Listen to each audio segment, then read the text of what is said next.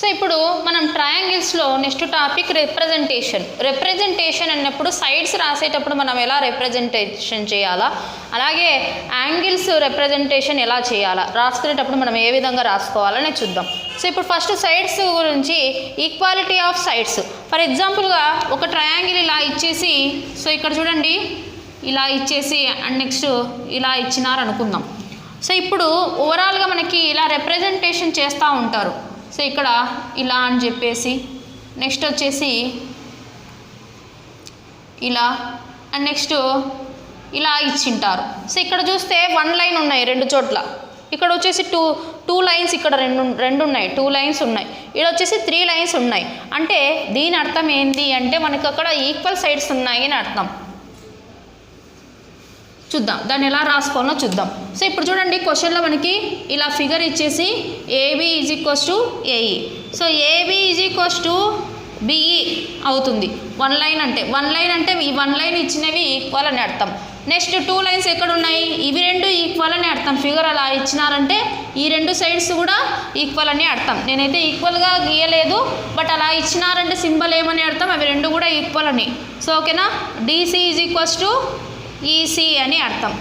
Next ఇంకా మనకి ఏముంది ఇక్కడ, నెక్స్ట్ 3 లైన్స్ ఎక్కడ ఉన్నాయి, ఇవి 2 ఉన్నాయి, అంటే బీడీ వచ్చేసి ఈడి అని అర్థం. ఇది సైడ్స్ యొక్క ఈక్వాలిటీ. అంటే మీరు ఒకవేళ రిప్రజెంటేషన్ చేసేటప్పుడు ఈ 2 ఈక్వల్, ఈ 2 వేరే వేరే ఉన్నాయి అంటే ఫర్ ఎగ్జాంపుల్గా ఇక్కడ 5 సెంటీమీటర్ 5 సెంటీమీటర్, ఇక్కడ 3 సెంటీమీటర్స్ 3 సెంటీమీటర్స్, ఇక్కడ 2 సెంటీమీటర్ 2 సెంటీమీటర్ ఉంటే ఇలా కూడా మనం రిప్రజెంటేషన్ చేసుకోవచ్చు, ఇలా లైన్స్ వేసుకొని. ఓకేనా, ఇది లైన్స్కి సంబంధించిన రిప్రజెంటేషన్. సో ఇక్కడ అలాగే మనము ఇప్పుడు ఒక ట్రయాంగిల్ ఉంది, ఈ ట్రయాంగిల్ యొక్క నేమ్ ఏబిసి అనే ట్రయాంగిల్.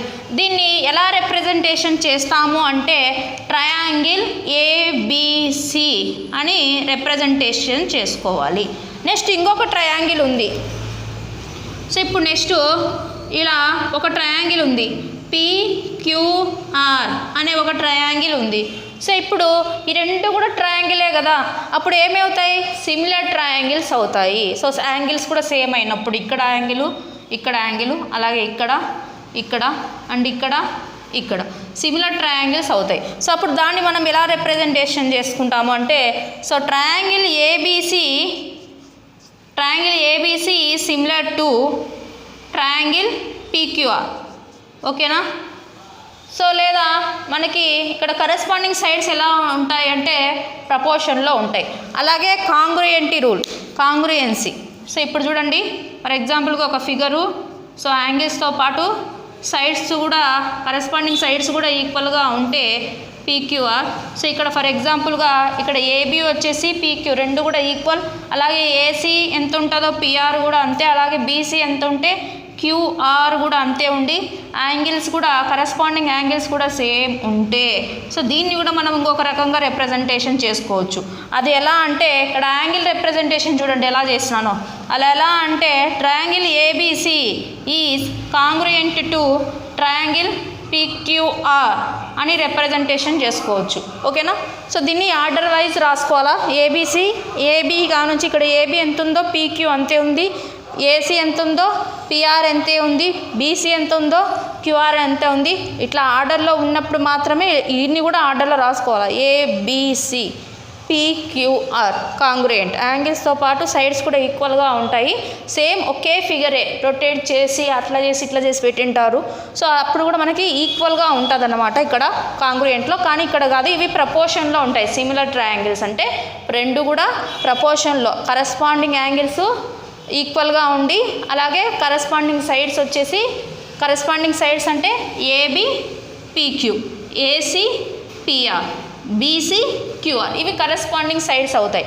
కరెస్పాండింగ్ యాంగిల్స్ అంటే ఏంటి, సో ఇక్కడ angle B angle Q same పొజిషన్లో ఉండేవి, angle C angle R, angle A angle P.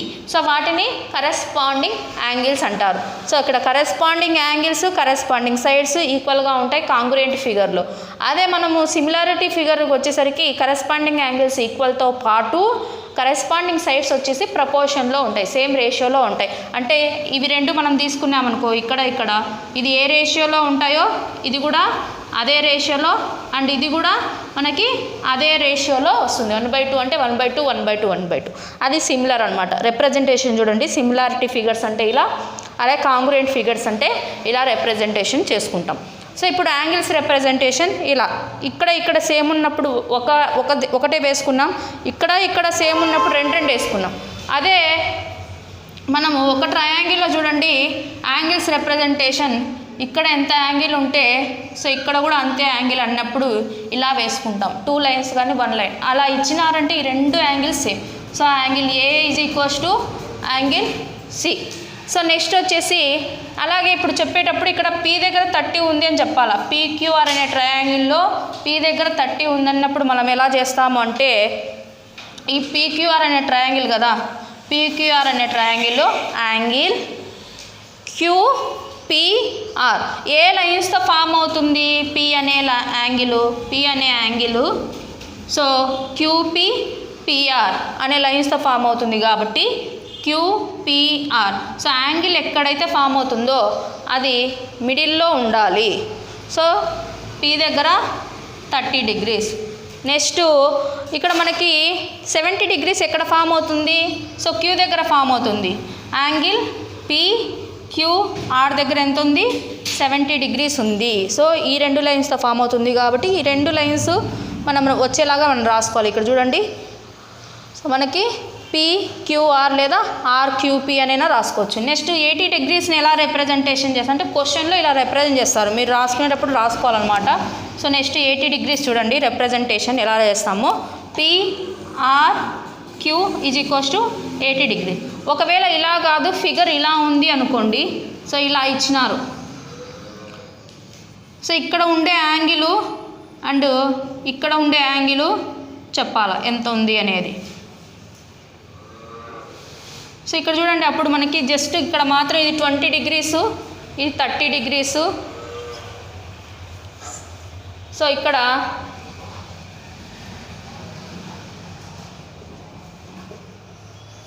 So ఇక్కడ 50 + 60 110 + 70. సో ఇప్పుడు ప్రతిదీ కూడా మనం రిప్రజెంటేషన్ చేయాలి అన్నప్పుడు ఏ లైన్స్తో ఫామ్ అవుతుందో అది రిప్రజెంటేషన్ చేసుకోవాలి. ఇక్కడ చూడండి 20 రిప్రజెంటేషన్ చేయాలంటే 20 అనే యాంగిల్ ఎలా ఫామ్ అవుతుంది, సో ఇక్కడ ఈ లైను ఇంక్లైన్డ్ అవ్వడం వల్ల జరుగుతుంది కదా, 20 degrees అనేది ఫామ్ అయింది కాబట్టి సో ఏం తీసుకోవాలి, యాంగిల్ డిబిసి. సో లేదా దీన్ని సిబిడి అని కూడా రాసుకోవచ్చు, సిబిడి. ఏదేమైనా ఇక్కడ యాంగిల్ ఇక్కడ ఇది ఉంది కదా మనకి, ఈ వర్టెక్స్ 2 జాయిన్ అయ్యే పాయింట్ అది మిడిల్లో ఉండాలి మనకి. సో ఎంత ఉంది, 20 degrees. నెక్స్ట్ 70 degrees ఎక్కడ ఫామ్ అవుతుంది, డిసిబి అనేది రాసుకోవచ్చు లేదా ఏసీబీ అనేది రాసుకోవచ్చు. Angle ACB is equals to, ACB main ఫిగరే తీసుకోవాలి, ఏసీబీ ఎంత 70 degrees సి దగ్గర కాబట్టి.